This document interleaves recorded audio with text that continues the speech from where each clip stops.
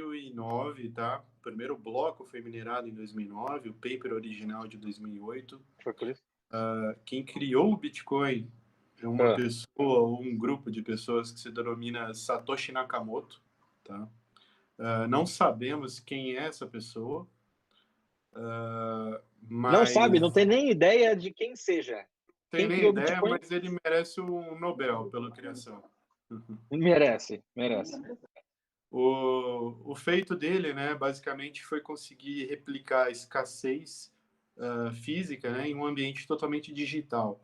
Então, o que o blockchain do Bitcoin faz originalmente, né, que teve tanto valor para o mercado financeiro e que é motivo de tanto estudo ainda hoje, foi basicamente que, com a tecnologia que ele criou, com a invenção do Bitcoin, é possível você gerar escassez de forma consensual, garantida pela matemática, né, e pelas regras impostas dentro do código,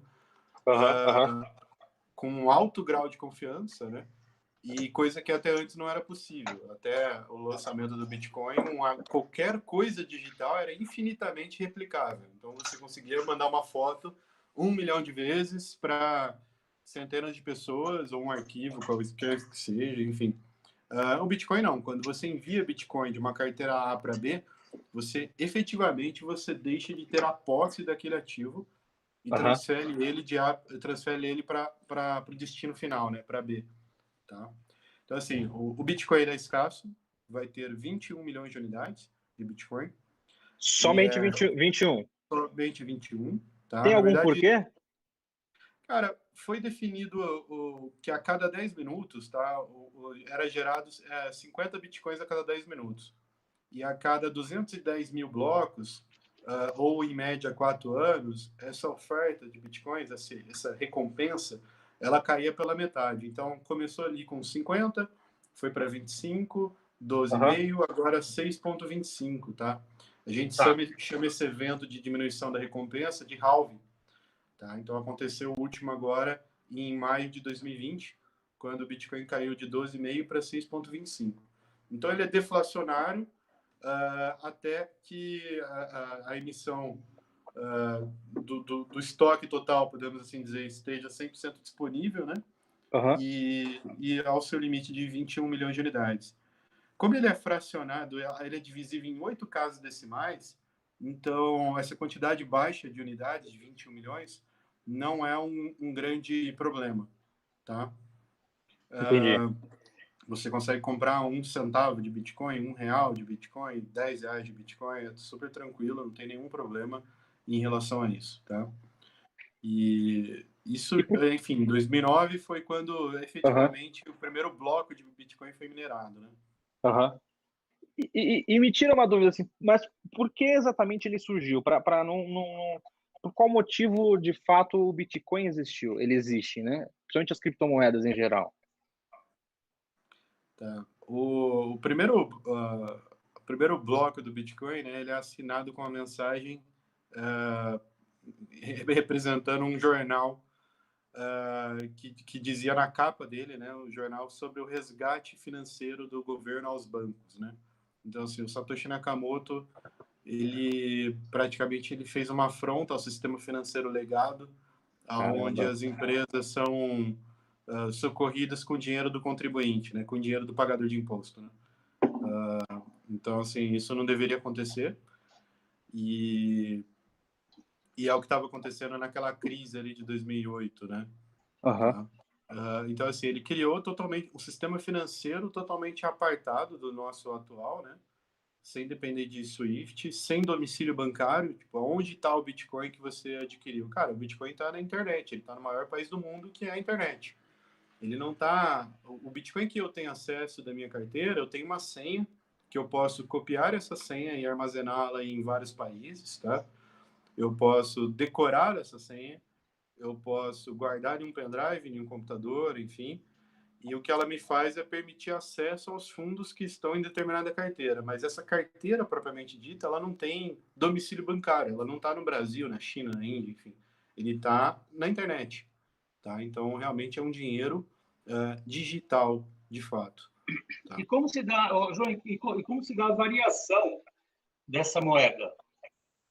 É da forma mais pura que existe, é livre mercado puro, a oferta e demanda, da forma Caramba, mais pura que poderia existir, tá? Isso aqui é o sonho de Milton Friedman aí, do pessoal libertário, principalmente, porque você não consegue criar Bitcoin do nada.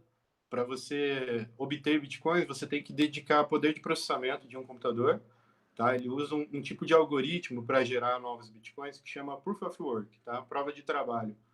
Então, você tem que ceder obrigatoriamente poder computacional para obter novos bitcoins ou comprar bitcoin de alguém que já detém a posse de alguma quantidade de ativos, entendeu? entendi. Então, assim, não se pode criar bitcoin do nada, tá? Não é à Mágico, vontade de é. qualquer um. Não é igual político, né? Que hoje, esse ano, por exemplo, o dólar, eu não lembro se foi 11 ou 22% da oferta monetária do dólar foi impressa em 2020. Tá? Então, assim, inflação vem a galope, né? Entendi, A conta chega e vai chegar. Tá? Então, é entendi, só questão de tempo, só questão de quando. entendi, Essa farra de política com dinheiro do povo não dura para sempre, nunca. entendi. É Vide verdade. aí a Argentina, o melhor exemplo recente, e Venezuela, entre outros que já rolaram. Tiveram um problema. E me tira uma dúvida, João. Como tudo começou, cara? Você hoje está no sucesso, Foxbit ganha vários prêmios aí, você vê nas notícias. Caramba, super reconhecida. Eu já usei várias vezes e super recomendo para quem está nos assistindo, né? Mas, cara, como que do sucesso lá embaixo, assim, nas origens, na raiz, como que você teve essa ideia? Como que tudo isso aconteceu? Cara, tem que voltar um pouquinho mais atrás aí na minha história, tá? Eu comecei como menor aprendiz, né? Senaizão na cabeça, elétrica, Aham, e isso me abriu portas. Eu acabei me tornando aprendiz na Multifer, que era uma empresa de material elétrico lá em Mogi Guaçu, é uma cidade aqui no interior do estado de São Paulo, tá? E trabalhei anos ali, servi tiro de guerra, comecei faculdade, parei, enfim. E aí, logo que eu tinha sido promovido a vendedor, estava relativamente no momento feliz da minha vida ali, com 19 anos, vendedor, acabei de sair de tiro de guerra e tal.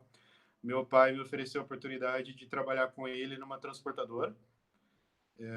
Ele tinha começado, ele tinha 2 caminhões, o negócio começou a crescer, tinha bastante frete, atendia terceiros, precisava formalizar, ele estava bem informal a situação dele, não tinha CNPJ, nada. E aí ele me convidou e falou: bom, vai ser tudo seu mesmo, então abre a empresa aí no seu nome, vamos começar a trabalhar, vamos montar a transportadora junto. Sai lá aham, da Multifer, vem aqui, vamos trabalhar. Falei, beleza, vamos embora. Meu pai tá me dando a oportunidade, né? Por que não? Vamos arriscar, afinal, o que pode dar errado, né? E sim, o primeiro ano foi muito bom, mas o que podia dar errado, deu errado, né? Então, aham. a gente tomou um galote, eu fiquei numa situação financeira bem ruim, basicamente zero de caixa e dívida pra caramba. Me alavanquei bastante no banco para poder honrar com quem eu pudesse honrar e jogando o buraco principal em cima dos bancos, né? Na época eu pensei, pô, o banco é grande, o banco aguenta, paciência, né? Quem Aham. não aguenta é o pequenininho aqui, É o enfim. Eu pequeno. tomei o calote, o pequeno não tem nada com isso e eu tenho que pagar ele, então beleza. Aham. E aí essa dívida do banco virou uma bola de neve do caramba. Como estava tudo no meu nome, cara, eu tinha ali 21 anos, 20 anos, e, Caramba, e uma super dívida de novo. mais ou menos R$ 500.000. Então eu falei, caramba, ferrou. E R$ 0 no caixa, tá? Então, assim, Nem dever meio vendendo o milhão caminhão com zero no pagava. caixa, a coisa é feia. Oi, desculpa. Nem vendendo o caminhão pagava. Não pagava de jeito nenhum. Os bens não davam nem um décimo disso. Caramba. Ah, aí. E eu fazia faculdade de administração em São João da Boa Vista, na Unifeob, tá? Na época, pô, não podia mais tirar dinheiro nada da transportadora. Salário não existia. O que tinha era para pagar a conta, basicamente, e sobreviver. E aí eu queria tentar manter a faculdade paga, né? Eu falei, pô, eu não queria parar de fazer a faculdade, né? Queria pelo menos tentar formar, né? Ter um Uhum. diploma, né? Que aconteceu em 2015, se bem me recordo. Exatamente. Ali, por volta de 2013, eu estava totalmente enrolado. Aí foi quando eu comecei a procurar alternativa. Falar, tipo, pô, deixa eu procurar uma maneira de ganhar dinheiro aqui. Eu não vou conseguir pagar as contas agora, mas vou pagar a faculdade, pelo menos, né? Que aí eu vou pagando aqui. Eu atrasava 6 meses, fazia acordo, atrasava acordo também. Então, conheci a SPC e Serasa bem a fundo, né? Virei brother dos call centers de cobrança. E, enfim, tive uma situação bastante complicada ali naquele 2013, 14, enfim, perdurou por alguns anos isso. E aí, em 2013, eu descobri o Bitcoin, basicamente procurando, pô, deixa eu ver como ganhar dinheiro na internet, tá? Não tinha muito. Foi basicamente isso no Google. Literalmente, você colocou no Foi Google quase como ganhar literal. dinheiro. E aí Caraca! apareceu o tema Bitcoin. Era bem novo no começo, ainda é novo hoje, né? Mas em 2013 você não tinha nada, era fórum, coisa do tipo para descobrir, aprender sobre. E aí eu comecei a me inteirar, peguei R$ 50, depositei numa corretora brasileira que já tinha na época, comprei ele R$ 50 e deixei. Passou acho que um mês ou uns 15 dias, enfim. Eu voltei para olhar o que era que tinha acontecido. Esses R$ 50 tinha virado 55, entendeu? Eu falei, pô, por que subiu 10%? O que aconteceu aqui, né? Esse negócio rende, né? Interessante. O que é isso aqui? Deixa eu tentar aprender o que é isso. E aí eu comecei a procurar mais informação ainda a respeito do tema. Eu descobri um grupo chamado Bitcoin Brasil no Facebook, tá? E na época tinha 3, 4 mil membros, era bem pequeno esse grupo. E comecei a fazer pergunta, a ler o que o pessoal colocava no grupo, aprender um pouco e vi que ali tinha um comércio, a galera negociava Bitcoin dentro desse grupo, tá? Caramba. Então o pessoal anunciava lá, criava um post e falava, olha, eu tenho aqui Bitcoin para vender, meu preço é X, deposita na minha conta bancária e eu te envio Bitcoin para a carteira que você indicar, tá? Eu achei isso legal, falei, pô, será que eu consigo vender algo aqui? Porque eu estou usando meu perfil oficial, tem a foto do meu pai, minha mãe, meu cachorro, minha namorada aqui no Facebook, o cara vai olhar, vai confiar em mim. Tava tendo muito golpe ali na época também, a galera anunciava, recebia e sumia, E tá? era na confiança. Na confiança pura. Você nunca via a pessoa e encarava, falava Nunca. assim, vamos lá. Totalmente online. E aí eu Caramba! peguei, fiz isso. Falei, eu depositei na corretora que eu trabalhava, que eu tinha, trabalhava não, que eu podia comprar Bitcoin, né? Aí eu depositei os reais na frente, levava 2, 3 dias pro dinheiro cair ali, né? Na época. Aí quando o dinheiro liberou, eu fui lá no grupo do Facebook e anunciei, olha, tem o Bitcoin para venda. O preço é esse. Então, aí, quando alguém fechou comigo por mensagem, eu ia na corretora e comprava o lote que o cara comprou, que o cara me comprou. Aí ele deposita no meu banco, na minha conta bancária, e eu enviava o Bitcoin para ele. Então, eu adicionava uma margem em cima do preço que eu pagava na corretora, né? E ganhava dinheiro dessa maneira. Isso começou a crescer, começou a ter algum volume, ficou legal, né? Comecei a falar não também, a galera vinha, eu quero comprar Bitcoin, você tem? Eu não tinha. Porque como o dinheiro demorava para cair na corretora, eu era bastante eficiente no Facebook, né? Então, assim, eu arbitrava a falha dos caras que não conseguiam fazer o crédito rápido. E hoje, 1 minuto pode significar R$ 500 ou a mais ou a menos no preço do Bitcoin. Putz, é Em mesmo. 2013, 14 era a mesma coisa. A volatilidade ainda mantém hoje e tinha na época, né? E aí o que aconteceu? Eu fiquei sem capital de giro, eu não tinha dinheiro, né? Estava totalmente quebrado, o banco não ia me emprestar de jeito nenhum. E eu descobri um site que chamava BTCGen, na época, era de um brasileiro, hoje não existe mais, tá? Ele era um peer-to-peer lending global em Bitcoin. Então eu entrava no site e anunciava lá, olha, eu quero... Explica o que é isso pra gente, ô João. É um empréstimo de pessoa a pessoa, Tá. só que em Bitcoin. Então eu anunciava lá, olha, eu quero 3 Bitcoins emprestado para o meu negócio aqui no Brasil, de P2P, né, de compra e venda de Bitcoin, e eu prometo pagar aqui 3% de juros no mês.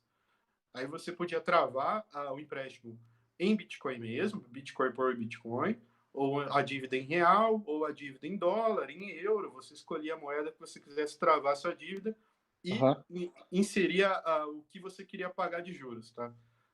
Se o pessoal concordasse com aquele pedido, o pessoal investia no seu pedido, tá? Aí o que aconteceu? Os clientes que compravam e vendiam de mim no Facebook começaram a investir nesses pedidos de empréstimo porque já me tinham feito algum negócio comigo, tá? E aí outras pessoas, chinês, japonês, indiano, americano, que eu nunca vi na vida, o cara colocava Bitcoin ali, eu ativava o empréstimo, usava o capital de giro no meu dia a dia aqui para ter mais dinheiro para comprar e vender. No final do mês eu recomprava os Bitcoins, mandava para a plataforma e quitava o empréstimo, tá? Uhum. E aí nesse momento Inicialmente, isso aí você montou uma cooperativa de crédito, na verdade. praticamente hoje tem peer-to-peer lending regulado no Brasil, né? Mas na época eu fiz isso em 2014 global, né? O chinês e o indiano investiram em mim. E aí o que aconteceu? Quando eu percebi o que estava acontecendo, né? Porque primeiro eu só estava buscando dinheiro, eu não entendia nada do Bitcoin, não tinha a mínima noção do que era. Mas quando eu percebi, eu me dei conta que, cara, olha o poder disso aqui. O chinês, que nunca me viu na vida, está me emprestando dinheiro na base da confiança, e eu vou pegar esse dinheiro, vou girar no meu negócio aqui no Brasil, vou ganhar dinheiro e vou pagar ele de volta. E ele vai ganhar juros lá do outro lado que vai reinvestir, ou sei lá o que ele vai fazer com De esse quem ele dinheiro. também nunca viu na vida, né? E Porque nunca ele nunca verá, viu na vida. possivelmente. Falei, olha o poder desse negócio. Eu fiquei fascinado com aquilo. Falei, caramba, cara, Bitcoin é incrível. Esse negócio não tem fronteira, não tem limitação, entendeu? Não tem regulamentação, não tem governo por trás, não tem nada. E funciona, pô. Não precisa de uma entidade central para o negócio funcionar, entendeu? E aí fiquei fascinado com isso. Falei, cara, é isso que eu quero para minha vida, é isso que eu quero fazer. Naquele momento eu era um dos maiores vendedores já do Brasil de P2P de Bitcoin. Eu fiz isso de novembro de 2013 a julho de 14. Eu já era o maior, ou um dos maiores vendedores do Brasil, mais reconhecidos Caramba. em volume de venda. E eu estava girando bastante dinheiro na minha conta física, né? Eu falei, caramba, acho que eu preciso formalizar isso aqui. Acho que isso aqui virou uma empresa, né? Sem querer, virou uma empresa. Se não governo, ia te bom, né? Ia ter problema, né? Aí O leão ia te buscar em o leão ia casa. me dar dor de cabeça, né? Porque você não pode empreender no Brasil, né? Se você começa a ter sucesso, você paga o preço, né?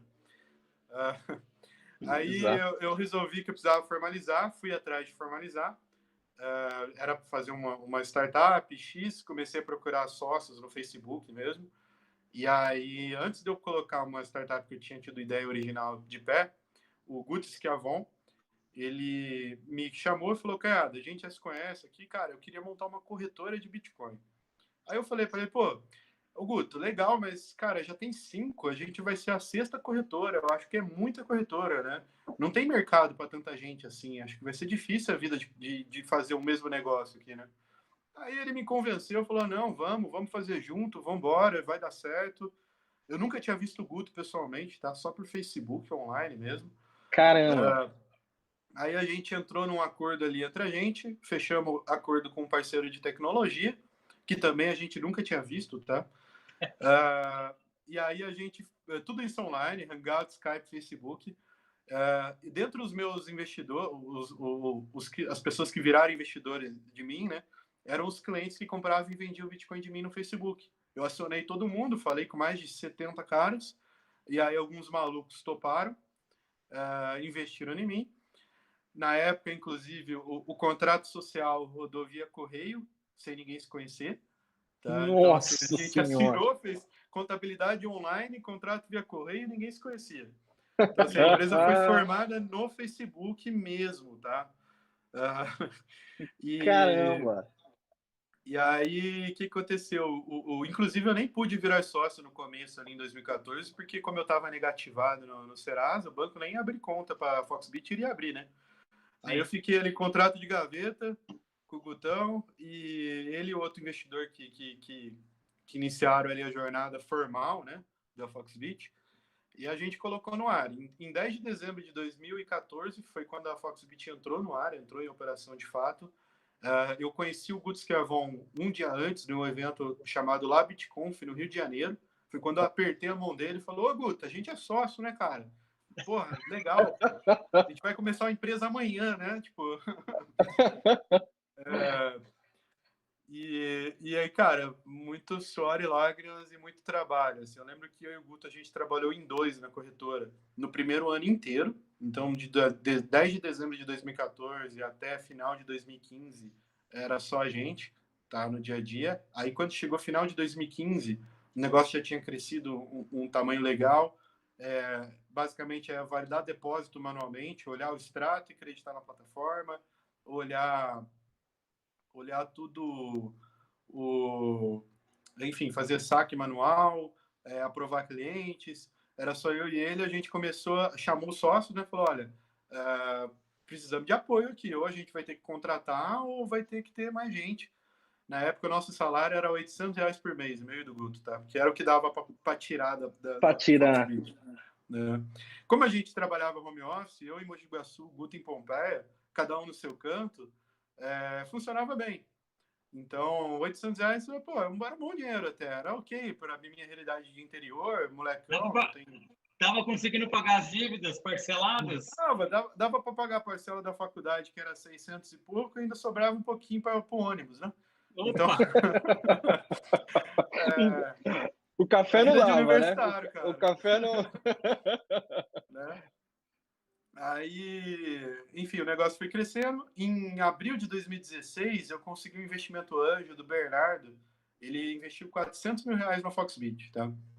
E trouxe a gente para São Paulo para ter um escritório mesmo em São Paulo.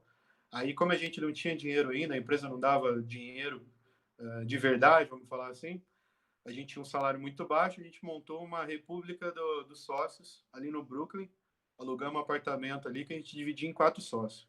Tá? Era eu, Felipe, o João Paulo e o Guto. A gente dormia junto, trabalhava junto, ia trabalhar junto, voltava junto. Era 24 horas por dia, basicamente. Caramba! Beleza. Um momento muito bom ali na minha vida. Tinha churrasco todo dia, se pudesse. Churrasco de apartamento, né?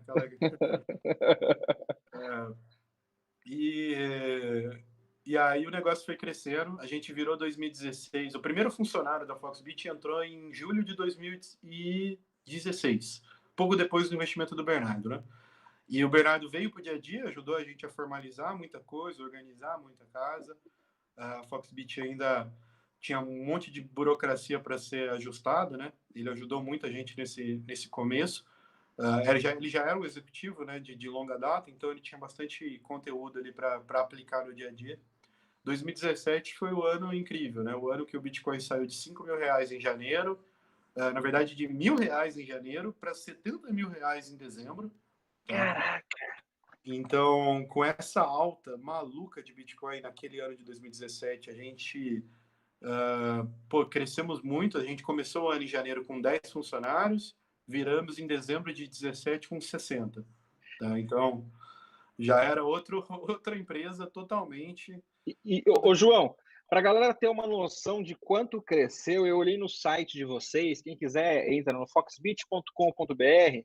Tem um dado que me chamou muita atenção, que está escrito assim, ó, se você comparasse R$500 em Bitcoin em 2011, R$500, cara, era R$500 em 2011, você hoje teria aproximadamente 60 milhões de reais. É uma coisa surreal. É surreal. Surreal. Os números são esses mesmos, assim. Quando eu comecei a negociar a Foxbit, quando ela abriu em 2014, em dezembro, o Bitcoin estava 500 ou 600 reais. Tá? Um Bitcoin. Um Bitcoin, 600 reais ali, finalzinho de 2014, tá? Mas ele vinha de um momento de baixa muito, muito ruim, porque o final de 2013 ele chegou a 3.600. Então, 3.600 foi para 600 um ano depois. E aí, em 2017, 70 mil. Porém, por exemplo, em janeiro de 19, um ano depois, um ano e um mês depois, Bitcoin estava 13 mil reais. Então, caiu bastante também, muito, na mesma velocidade, né? Hoje o Bitcoin está 62 mil reais aproximadamente, tá? Então já voltou a subir. De janeiro de 19 até agora a gente está num momento de alta bem legal.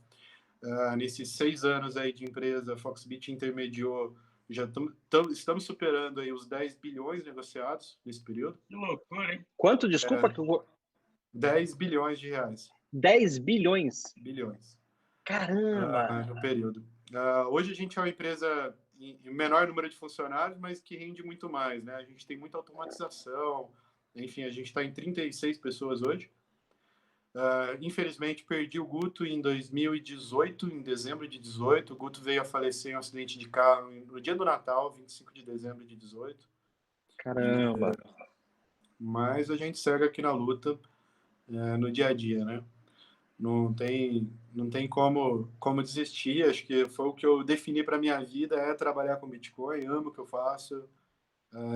Enfim, a gente faz hoje intermediação, basicamente, né? A gente une comprador e vendedor na plataforma e permite que eles criem suas próprias ordens de venda no preço que eles quiserem, as de compra no preço que eles quiserem. Quando os preços se encontram, há uma troca, né? Os bitcoins de uma pessoa vai pro A, os reais vai pro B, né? Então, assim, a Foxbit existe para facilitar essa negociação, essa intermediação entre os usuários que querem trocar mesmo os ativos, né? Bitcoin é o maior deles, ainda é o maior em volume no Brasil e na Foxbit, mas a gente tem outros pares, outras criptomoedas também que são bem interessantes aí. Falando nisso, eu recebi um pedido de pergunta que foi a seguinte: qual relação, diferença, onde começa um, termina o outro, ou uma consequência do outro entre Bitcoin e blockchain? Explica um pouquinho para a gente esse universo aí, por favor. Bom, vamos lá. O termo blockchain ele não existia, tá? Originalmente na fundação, na criação do Bitcoin, tá?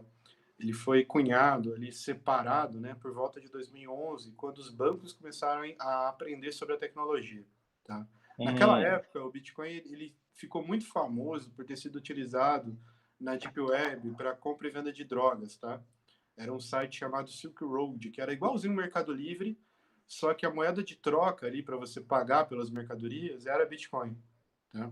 Então ele ficou muito famoso porque esse histórico aí foi bastante relevante, tá?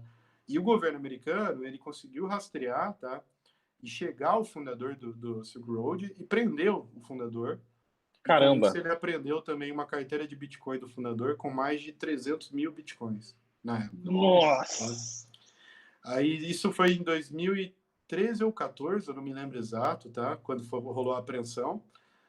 Inclusive o governo americano vem fazendo leilão desses bitcoins, tá? A cada alguns meses o governo leiloa. Então, assim, ele nunca vai leiloar uma carga de cocaína, mas uma Bitcoin sim, porque ele atribui valor ao ativo. Isso foi bem benéfico para a comunidade de Bitcoin, esses leilões que o governo americano fez, né? Porque o governo americano ele tem Bitcoin sob posse dele. Serve como referência, né? Ele foi tomado, né, de um criminoso que praticava atividade dentro dos Estados Unidos, mas ele tem isso sobre sua posse, né? E aí o que aconteceu? Em 2011, dado esse momento obscuro do Bitcoin, os bancos aprenderam que a tecnologia era muito relevante, tá? Só que eles não podiam usar, não podia chegar na diretoria do banco e falar que ele está usando a tecnologia do Bitcoin. Não vou poder usar a tecnologia do Bitcoin. Isso é coisa de droga, isso é coisa feia, isso é palavrão, entendeu? E criou um preconceito muito grande contra o Bitcoin do mercado financeiro tradicional. Aí o que aconteceu? O pessoal analisou a tecnologia, analisou o paper e conseguiu extrair essa palavra, né, que vem do próprio paper ali, tem ali, mas não dessa forma completamente descrita, e cunhou ali o blockchain, que é a tecnologia do Bitcoin, não é o Bitcoin. Isso é o que eles dizem. Na prática é o Bitcoin sim, mas com outra terminologia, né? É uma terminologia mais saudável do ponto de vista diretoria executivo de banco, né? Então, assim, Bitcoin, por esse momento negro da história dele, o pessoal separou as nomenclaturas ali. Tá? E aí, qual que é Dito isto, João, o blockchain continua vivo, continua sendo comercializado? Como é que está essa situação? O que aconteceu? O Bitcoin foi o original, né? Ele fazia um serviço muito básico. Ele era um dinheiro programável, né? Mas digitalizado. E aí, em cima dessa tecnologia, o que ela faz na prática? Ela consegue replicar a escassez do mundo físico no ambiente digital. Em cima disso, foi criado um monte de negócios, tá? Um deles, por exemplo, ficou muito famoso, é o blockchain do Ethereum, tá? O Ethereum, ele faz basicamente o seguinte, você consegue programar contratos inteligentes no blockchain dele, e você consegue... são contratos autorrealizáveis, tá? Imagine, por exemplo, um token que represente a ação de uma empresa, a ação do Magazine Luiza, por exemplo. E você consegue programar que a cada venda no e-commerce do Magazine Luiza seja distribuído lucro para os detentores dos tokens de forma automatizada. Então você consegue fazer um caminhão de coisas aí. O Ether, foi criado milhares de tokens em cima do protocolo do Ethereum, né? Que fazem as mais diversas coisas possíveis aí. Mas cada blockchain, vamos falar assim, cada moeda que existe hoje utilizando essa tecnologia tem um propósito diferente. Você tem algumas que são extremamente seguras, como o Bitcoin, ele é o mais seguro, mas ele não é o mais eficiente, tá? Você tem blockchains de criptos que, por exemplo, o XRP, né? Não, o pessoal nem chama de blockchain exatamente ele, mas ele tem uma eficiência muito grande. Você consegue fazer milhares de transações por segundo. O Bitcoin não. O Bitcoin você consegue fazer de 6 a 7 mil transações validadas a cada 10 minutos. Então, isso limita ele para o mercado financeiro tradicional, né? Depende do uso. Ô, João, só para esclarecer para a galera que está nos assistindo, existe várias moedas, né? As criptomoedas, assim como existe dólar, real, euro, existe também as criptomoedas, que são essas que você está comentando.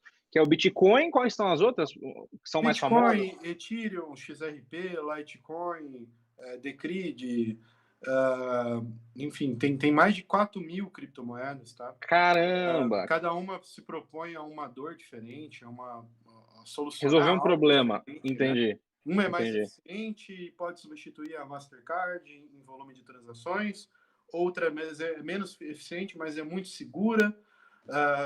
Enfim, uma característica em comum entre elas, normalmente elas não têm domicílio bancário, né? O ativo ele está na rede, ele está na internet, podemos assim dizer. Tá? Mas cada uma tem sua característica, não tem como colocar todas no mesmo pacote, porque cada uma realmente é diferente da outra. Tá? Algumas têm bilhões de tokens emitidos, o Bitcoin vai ter 21 milhões de unidades. Então, tem essas diferenças de quantidade de tokens, preços mais distintos, soluções de tecnologia mais distintas possíveis. Algumas você consegue programar coisas nela para ser autorrealizáveis, o smart contract do Ethereum, por exemplo, criar tokens em cima do protocolo principal.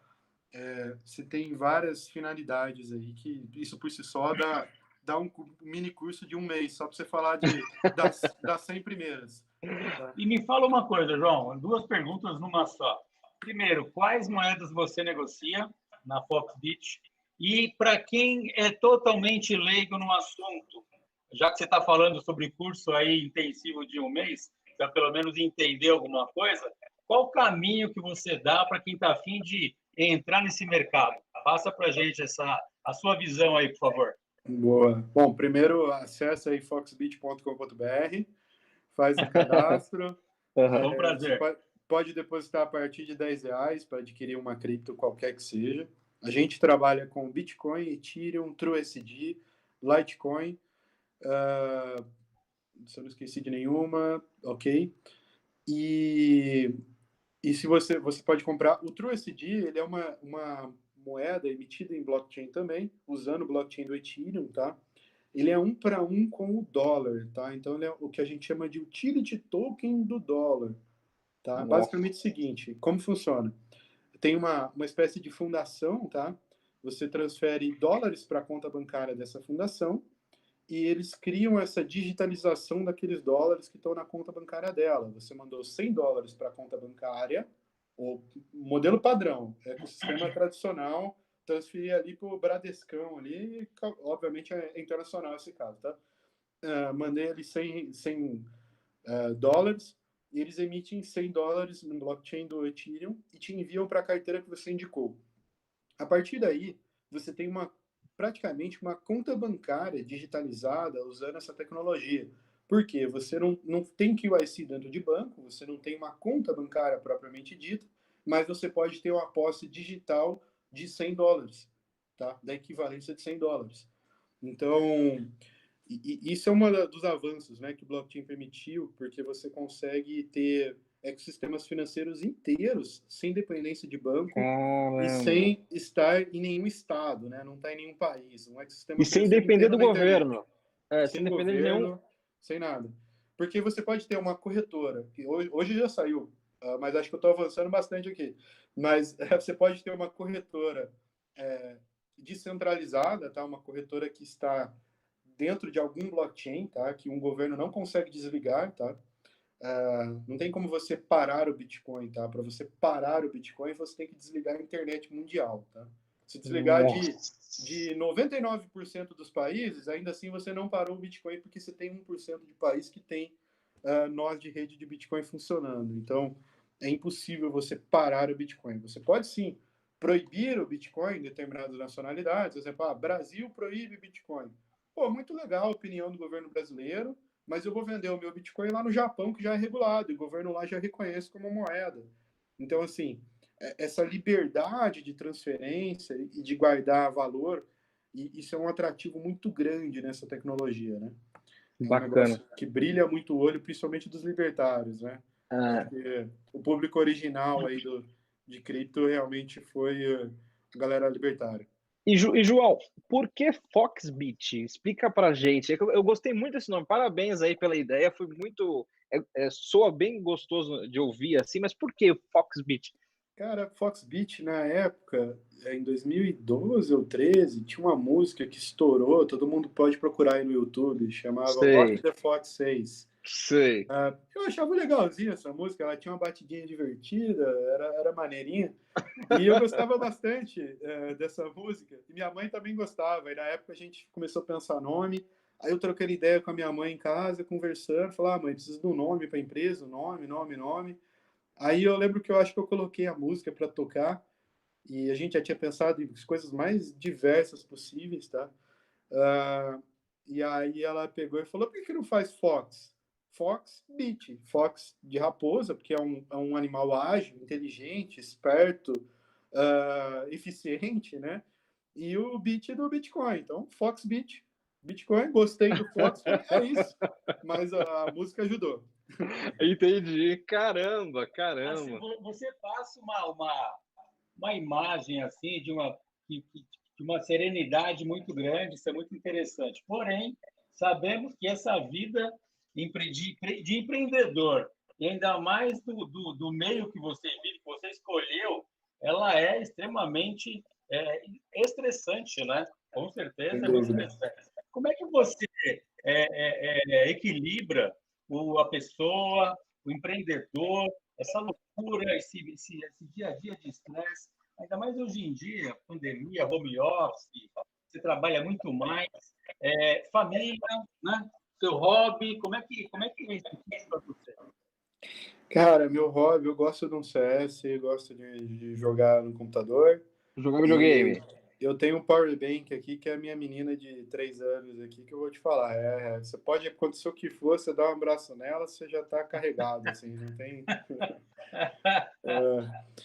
Mas cara, eu gosto de assistir filme, relaxar um pouquinho, brincar com a pequena e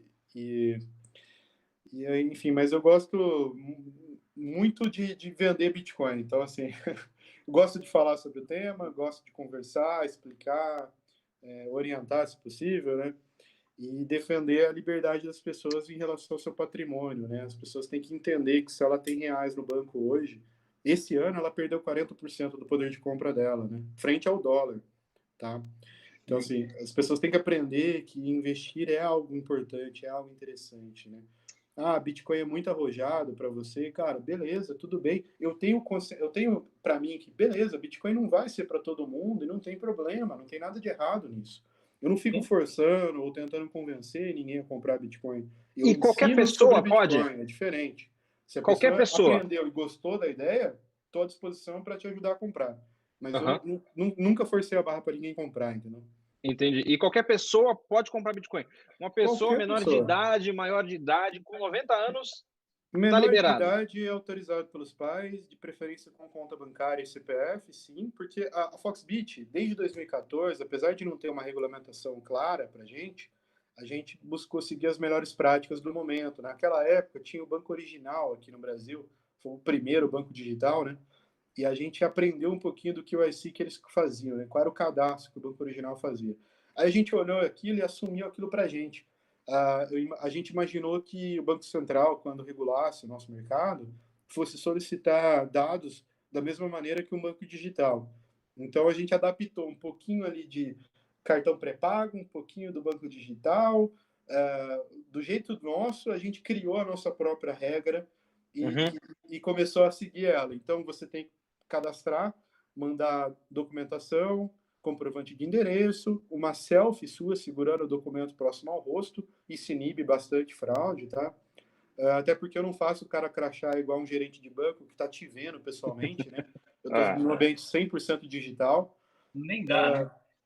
E aí a gente adaptou esse cadastro da nossa maneira desde 2014. O comprador e vendedor tem esse cadastro. E aí, quando você tem bitcoins, você envia o bitcoin para a Foxbit, tá? E aí você vai ter um crédito desse saldo na sua conta para você poder anunciar as vendas.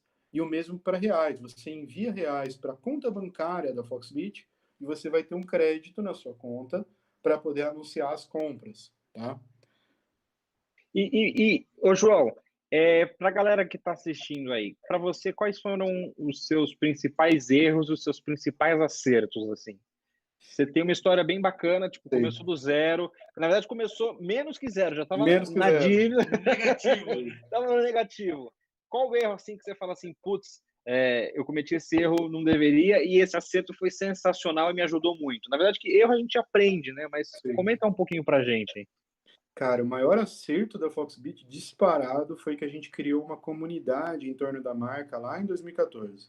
Tá? A gente tinha pessoas que davam suporte para a plataforma de forma free, vamos falar assim. Isso lá em 2014, 15, que ajudou bastante a gente a crescer. Tá?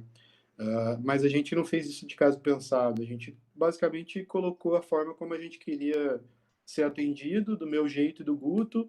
A gente focou muito na falha das corretoras maiores que tinham, tá?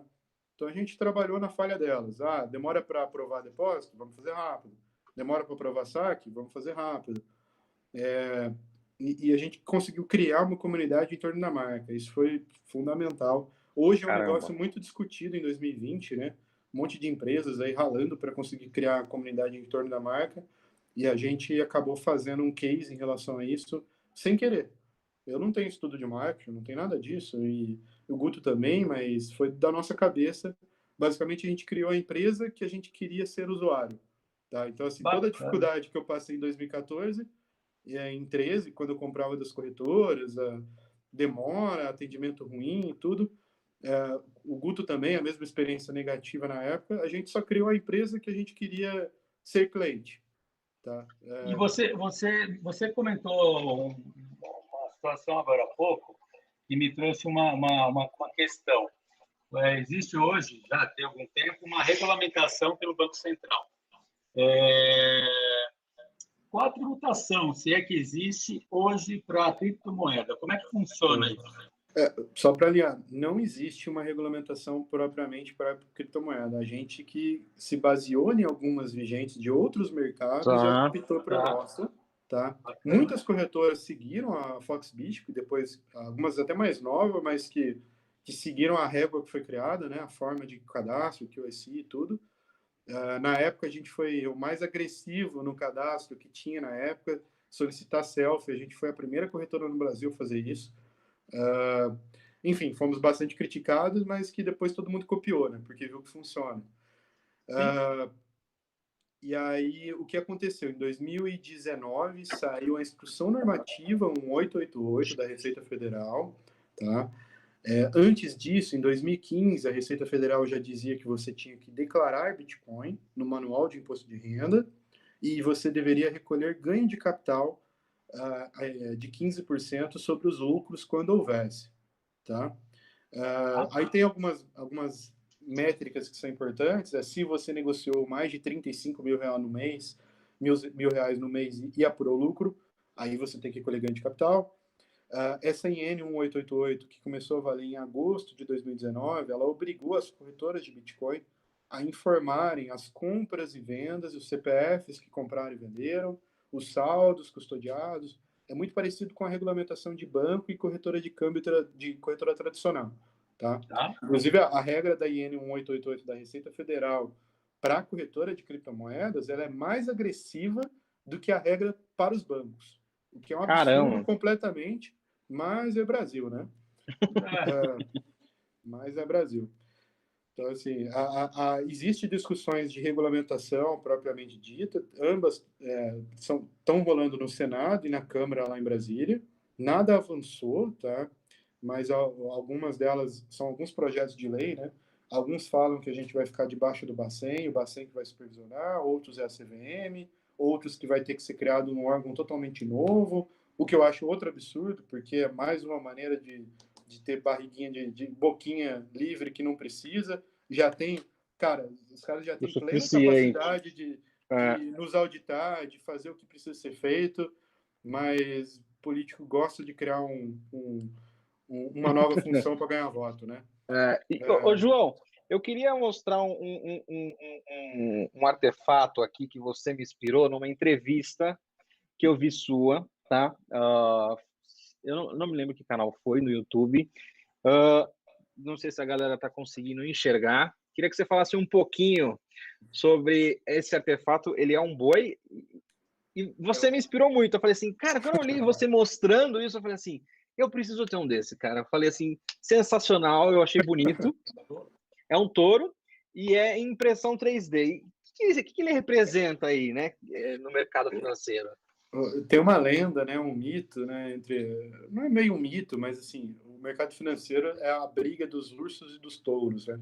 Porque fala que o urso, ele dá patada para baixo e o touro dá cabeçada para cima. Então, o touro é sinal de sorte, porque o preço vai subir, o urso não. Então, quando o mercado tá em baixa, a gente fala que está em bear market, né?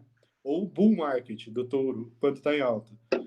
Entendi. Então, assim, isso vale para mercado financeiro tradicional, já é um negócio muito antigo, muito antes de criptomoedas, mas que a galera gosta e é divertido, né? Essas brincadeiras, a gente fazer esses movimentos, né? Pô, estamos em bull market. Cara, a gente está no mercado de alta, porque o touro dá cabeçada para cima, né? Dá chifrada para cima aí. Que 10. Mas aí, gratidão aí por você ter me inspirado aqui, foi sensacional essa Bom, sua diz que inspiração. dá sorte, né? Tem um touro numa rua lá próxima à Bolsa Americana, né, em Nova York, que diz que quem vai visitar Nova York tem que ir lá tirar uma foto com o touro para ter sorte financeira. E coloca a mão no saco do coloca touro, a mão no saco do touro para ter sorte. Diz a lenda, né? É bom, né? É bom. E, João, livros que você recomenda aí para a galera que quer ser empreendedor, para a galera que quer comprar Bitcoin aí? Que livros você recomenda para a galera aí? Cara, eu recomendo que o pessoal vá pelo mais básico primeiro, né? Principalmente quem não tem muita interação. Mas principalmente por exemplo, o livro do Fernando Urich, o primeiro livro que eu li sobre Bitcoin na minha vida foi o dele. É lançado lá em 2014. Obviamente, muita coisa do mercado mudou, mas os conceitos básicos não, né? Porque são firmes, imutáveis. Então, recomendo. É fácil de ler, fácil de entender. O Fernando fala muito bem. O canal dele do YouTube é muito bom também, Fernando Urch, tá? Quem quiser pesquisar. A Foxbit tem bastante vídeo no nosso canal, bastante coisa de qualidade. Tem um portal de conteúdo que a gente é super parceiro, enfim, a gente ajudou a fundar, né, dos meninos, que é o Cointimes, cointimes.com.br. Tem alguns outros portais, mas o Cointimes tem bastante artigo em relação a cripto, explicando sobre o tema, tá? E tem livros mais avançados, tá? Tem uma pessoa chamada Andreas Antonopoulos, tá? Ele tem um canal no YouTube e ele tem livros publicados a respeito de Ethereum, de blockchain, de Bitcoin, que são muito bons e fundamentais aí para quem quer trabalhar com o ecossistema. Se você não gosta de Bitcoin, não quer saber de Bitcoin, não quer investir, não quer comprar, não quer falar sobre o tema, não tem problema, mas, cara, estuda blockchain, porque hoje é quase o mercado financeiro, né, praticamente é uma afirmação que é impossível de ser contestada, de que o blockchain vai impactar a vida de todos nos próximos 10, 15 anos, em todas as funções, tá? Então, desde usar blockchain para rastrear uma cadeia de consumo, desde a hora que você colhe a fruta ou que nasce o bezerro, até a evolução dele para chegar na sua mesa, você conseguir seguir, ou o diamante, você seguir o diamante da extração até o momento que ele chegou lá no anel, você saber que ele não é um diamante de sangue, você conseguir rastrear esse tipo de coisa. O blockchain é bem aplicável porque a informação que você insere no blockchain, ela não pode ser, não é mutável, tá? Ele é um banco de dados descentralizado. Então, uma vez que você escreve alguma coisa nele, para você apagar, você teria que derrubar todos os nós de redes, né? Todos os lugares que tem esse banco de dados baixado, né? Isso não é possível, nem mesmo para um governo. Então, se você inserir uma informação no blockchain do Bitcoin, ela é permanente para toda a vida. E o Bitcoin ele é isso, ele é um dinheiro programável, né? Então, permite que você insira algumas informações. Por exemplo, vou dar um exemplo claro aqui, tá? Um contrato, tá? Hoje, como é que um banco do interior, lá, sei lá, Mogi Guaçu, faz um contrato de empréstimo? Fazia, pelo menos, eu não sei se ainda é assim em 2020, mas pelo menos há 2 anos atrás era. Ele gera o contrato aí é assinado fisicamente, tá? Algumas vezes é reconhecido em cartório, ou muitas vezes, né? Esse contrato tem que ir para a sede em São Paulo para poder ser aprovado, isso para grandes volumes, principalmente. Para depois esse contrato ser liberado, para daí rolar o crédito. Aí leva 2, 3, 4 dias, tem que ir no malote do banco e tudo mais. E por que isso? Você precisa ter certeza que aquele contrato é o original, né? Como funcionaria isso no mundo nosso de blockchain, de Bitcoin, enfim? Você pega um documento qualquer, tira uma foto desse documento, onde ele está presente as assinaturas nesse documento, né?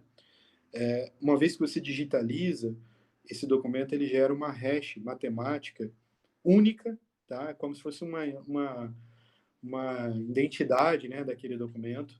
Se você alterar um único pixel nessa foto, qualquer coisinha, uma fração qualquer que seja dessa foto, ele vai mudar essa hash totalmente, tá? Esse código matemático ele muda totalmente. Então, o que você pode fazer? Você tira uma foto de um documento, pega essa hash e registra em uma transação de Bitcoin. A partir daí, você pode pegar essa foto e mandar por e-mail para alguém.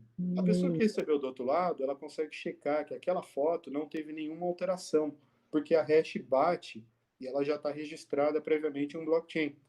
Então, por exemplo, você não precisa mais mandar o documento físico de A para B, porque uma simples foto e mandar por e-mail, que é instantâneo, já resolveria o problema. Com isso, você economizaria bilhões em tempo, em gastos, em Caraca! no mundo todo, né? Então, assim, esse é um exemplo, mas o que significa isso na prática? Que blockchain está pronto para substituir os cartórios no Brasil. Você não precisa de cartório mais para nada. O único motivo do cartório existir hoje é porque ele é previsto na Constituição, né? É que nem advogado, né? Advogado tem uma situação muito contraditória, né? Que a nossa Constituição tenha profissões descritas nela, que é um absurdo completo, porque o mercado ele evolui, os trabalhos evoluem, a tecnologia evolui, e não é natural, não deveria ser natural que você tenha algum tipo de trabalho protegido por Constituição, né? Então, assim, você não consegue substituir os cartórios por causa disso, por questão burocrática, mas, na prática, você já tem um substituto à altura muito melhor e muito mais seguro do que um cartório quaisquer, tá? Já tem um projeto, em 2018, o Daniel Novi, ele tinha uma corretora de criptomoedas no Brasil, um cara gênio, fantástico, e ele trabalhou para o governo de Dubai, criando uma estrutura em blockchain para registro de imóveis, de propriedades de imóveis em blockchain, tá? Então, assim, a tecnologia já existe, já está pronta. Na verdade, não precisa evoluir mais nada. Já pode substituir o cartório amanhã. Ela só não faz isso porque tem uma canetada de algum político, algum burocrata que colocou na Constituição que é E não muito deixa. difícil modificar essa indústria que fatura bilhões às costas dos outros desnecessário, né? Ah. É. E, ô João, eu queria aqui só Esse é só um exemplo de indústria que o blockchain causa disrupção, né? Completa. Ele apaga essa Entendi. indústria do mapa porque ela não existe mais Não sem existe blockchain. mais. Entendi. Cara, que da hora, que doideira. Isso, já pensou? É o futuro. Em breve teremos isso aí. Só queria relembrar a galera para fazer doação. Tá aqui. Hoje estamos mais chiques, que estamos recebendo em Bitcoin também. Ideia do João aí, sensacional. Se você quiser doar pelo PayPal, tá aí. É só colocar a câmera, tá? Queria agradecer aí a Cíntia, a Humberto, Elaine, Darlan, Tarek, GS Tecnologia, Carlos Augusto e a Hold, que fizeram doação aí, e ao Sidney também, que fizeram doação aí para essa live. Vamos, galera, vai continuar essa live aqui para a galera poder fazer doação aí. Vamos ajudar o hospital, que é uma causa nobre, tá? E vamos encerrar? Infelizmente, né? Mas o papo tá bom. O papo tá bom. Eu sempre gosto de falar sobre cripto, falar um pouquinho da história.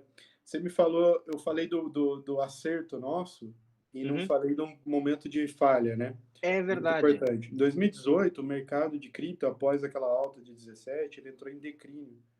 Começou a cair muito rápido os volumes, as transações, e a gente estava contratando bastante. A gente chegou de 60 ali em dezembro de 17, a gente foi a 85 pessoas trabalhando, né?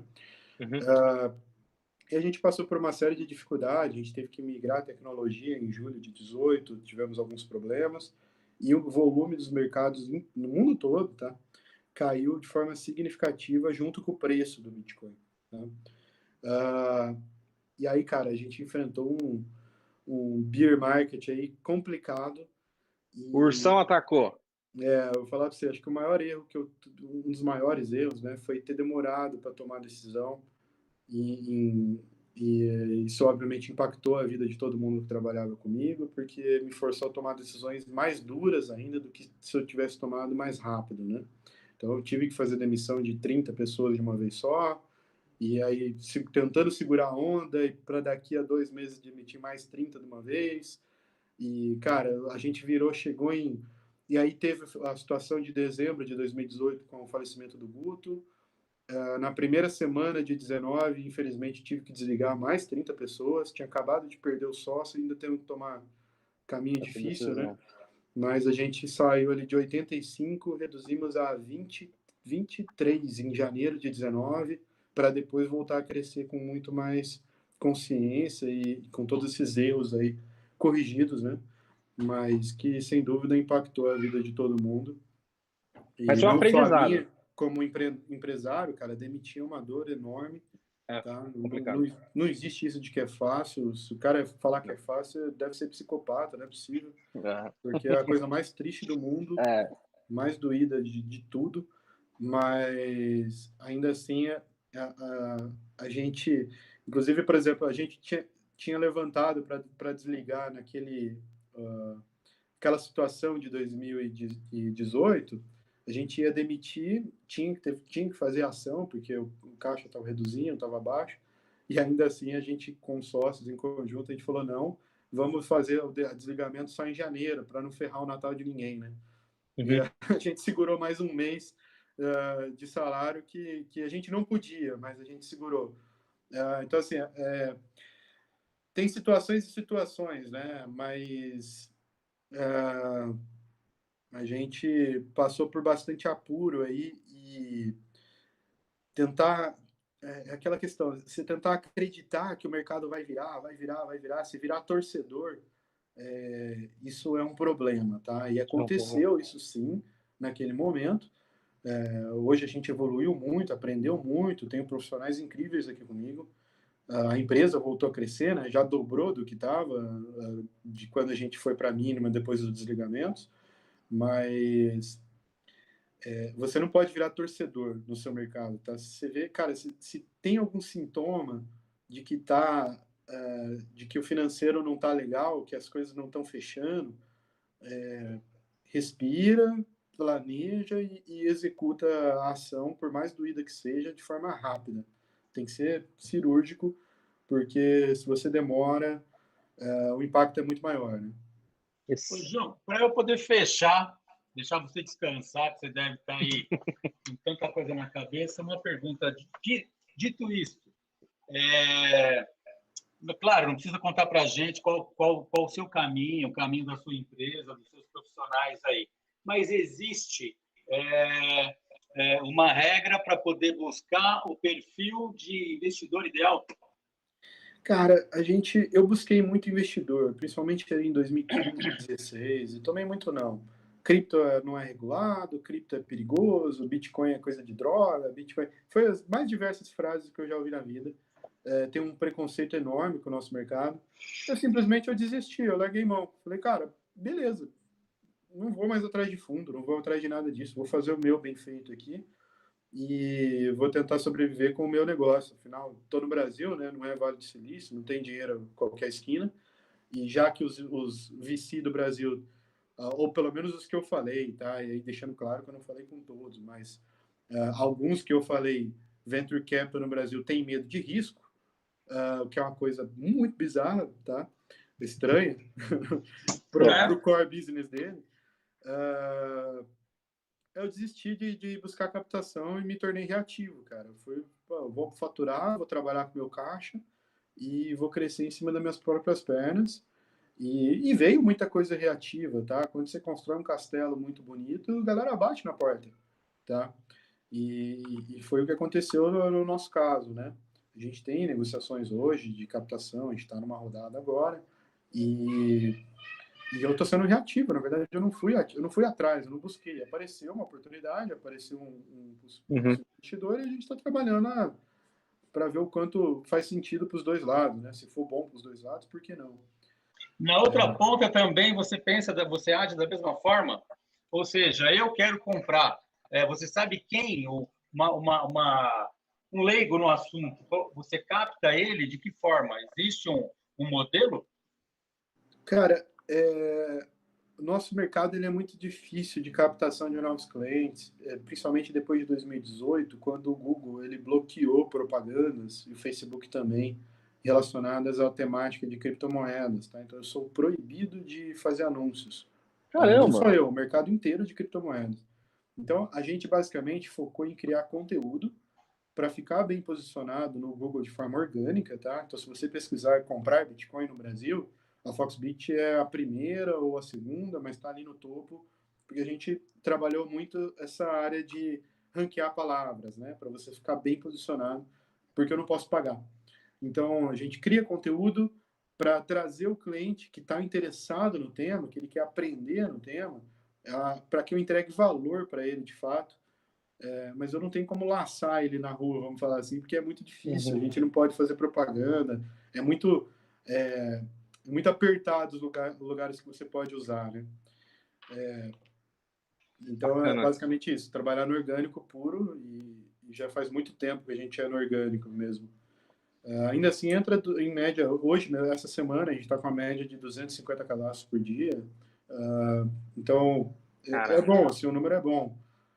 Hoje a gente já tem mais de 500 mil de clientes e acaba que uma coisa ajuda a outra, né? O cliente indica e isso acaba retroalimentando ali a base, né? Ajuda. E o próprio Bitcoin ele se vende, né? Se vende. Não tem propaganda no mundo que eu faça que vai atrair cliente que o Bitcoin não faça melhor. Basta ele subir 100% no ano que o cliente vem. Exatamente. Então, assim, por mais que eu gaste rios de dinheiro no marketing, eu nunca vou trazer tanto cliente quanto a própria valorização do ativo. Em 2017, o Bitcoin se vendia por conta própria. Ele era recorde de preço todo dia. Então, saiu no Jornal Nacional, no Fantástico, o Bitcoin bateu recorde de preço. A gente chegou um dia de ter 8 mil novos cadastros em 24 horas. A gente não dava conta. O Reclame Aqui explodia naquela época, em 2017, porque a gente não dava conta de atuar, de trabalhar a demanda que a gente enfrentou. Eu tive que fechar cadastro em 2017, porque eu não atendia mais. Porque, assim, o cara que queria entrar, ele abria Reclame Aqui porque ele não era aprovado. O cara que era aprovado, ele abria Reclame Aqui porque o depósito dele não entrava, porque era manual na época. Nossa. Eu cheguei a ter 12 pessoas só para fazer depósito e saque. Caramba. Hoje é 100% automático, tudo, o bot vai lá e faz tudo, né? O depósito, saque hoje se demorar muito 10 minutos para liberar o dinheiro na nossa conta, dentro do horário que o bot está atuando, né? O horário comercial bancário, né? Com o Pix agora vai ficar instantâneo 24/7. Vai. Então, isso vai trazer bastante dinamismo no meu mercado, principalmente. Bacana. Outro grande erro que eu acho que é importante para alertar a galera, tô Compartilhar. aqui, foi que, cara, eu fiz o MBA mais caro do mundo porque eu basicamente quis aprender tentando e errando, sabe? Na Eu raça. não queimei dinheiro de ninguém, porque no fundo o caixa era meu mesmo, é o caixa que minha empresa gerou. Como eu não peguei investimento de ninguém, posso falar que eu não perdi dinheiro de nenhum investidor, né? Mas perdi o meu dinheiro por decisões que eu tomei errado, né? Então, assim, o que eu aprendi? Que, pô, eu sou CEO da Foxbit desde o momento zero ali. Mas eu me dou bem com uma empresa de até 20, 30 pessoas. Passou disso, eu preciso de alguém para me apoiar, eu preciso de alguém com mais conhecimento. Hoje eu tenho o co-CEO da Foxbit, que é o Dantas, que ele auxilia muito, o Ricardo Dantas auxilia muito a gente aqui no dia a dia. Ele tem uma ampla experiência do mundo de negócios e tem muito mais experiência do que eu, tem 29 anos. E assim, eu errei com o meu dinheiro, mas custou muito caro, tá? Então, assim, eu acho que tem CEOs de empresa de 10 pessoas, CEO de 20, de 30, de 100, de 1.000, de 100 mil. E se você pegar o cara de 100 mil lá da GM e pôr na Foxbit, ele quebra a Foxbit. Se colocar eu lá na GM para gerir 100 mil pessoas, eu quebro a GM. Então, assim, você tem que entender... Cada um no seu quadrado, né? Você tem que entender a sua alçada, entendeu? Onde que você consegue realmente ajudar a sua empresa e reconhecer isso no momento do vamos ver, sabe? Que as coisas estão andando, é muito difícil. Mas é importante todo mundo que está empreendendo aí, a gente tenta se planejar para não dar errado, né? Mas e quando você tem sucesso, como é que você se planeja, né? Como é que você arruma as coisas? Então, assim, contrata gente melhor do que você para trabalhar contigo e dá autonomia para elas, cara. Delega e vamos para cima, né? Delega e vamos para cima. Cara, o que eu gosto de fazer? Eu gosto de negociar Bitcoin. Eu fundei a primeira mesa de OTC do Brasil lá em 2016, aqui da Foxbit, negociando grandes volumes de Bitcoin.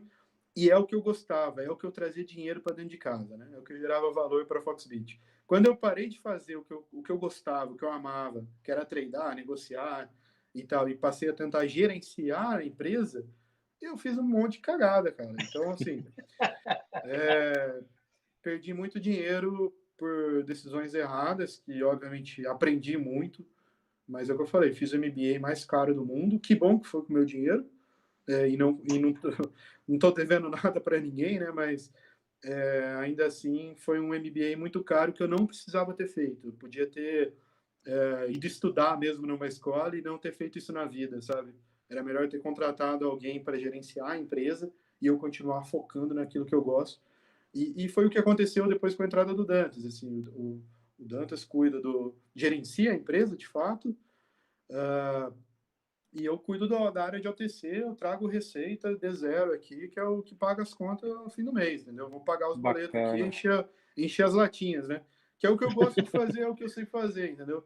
Gerenciar a empresa funciona? Cara, beleza. Digo que depois de tudo que eu passei, aprendi um pouquinho. Acho que eu consigo lidar com uma certa demanda, mas assim, dependendo do tamanho para onde a empresa vai, não sou eu, entendeu? Não vai funcionar, porque eu já vi que eu tenho uma curva de aprendizado que, cara, é cabelo branco mesmo, não tem jeito.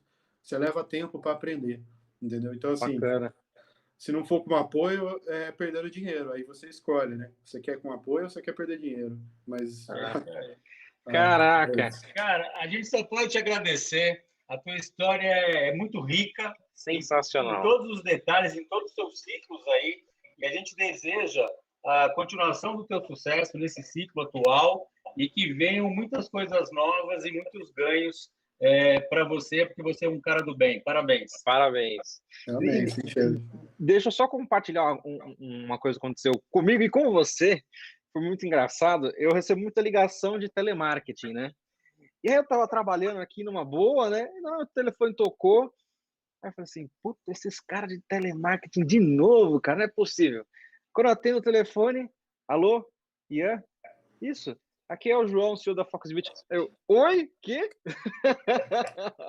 Então, galera, o jeito que vocês estão vendo ele, assim, super humilde, super gente fina, ele é assim também atrás das câmeras, né? Eu brinco que às vezes tem uma galera que você toma um banho de água fria gigante, que a pessoa é de um jeito nas câmeras e atrás não é. E o João, totalmente assim. Dessa maneira que ele tá batendo esse papo com a gente, ele tocou aqui no meu telefone e trocou essa ideia muito 10, assim. Então, gratidão mesmo pela sua oportunidade de bater um papo com a gente. Eu acredito muito nesse Brasil e acredito que pessoas como você podem fazer com que esse Brasil vá para frente, se Deus quiser, e dê jeito, né? E vá para frente aí. Vamos encerrar? Vamos encerrar? Gratidão, obrigado. Um grande abraço a todo mundo que está nos assistindo. E continue doando. A live vai ficar aí aqui no nosso canal, né? Para você continuar a poder fazer a doação. Entrem depois no canal da Foxbit, no site da Foxbit, que vocês não vão se arrepender, como eu, que estou curtindo muito aí essa vida de bitcoins. Aí eu estou amando. Gratidão aí, um grande abraço para todo mundo e fiquem com Deus. Pessoal, muito obrigado pelo convite, um prazer participar.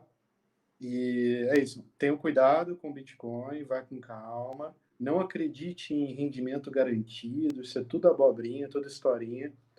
Foi feito muitas pirâmides relacionadas ao tema, aproveitando do desconhecimento das pessoas, então tenham cuidado.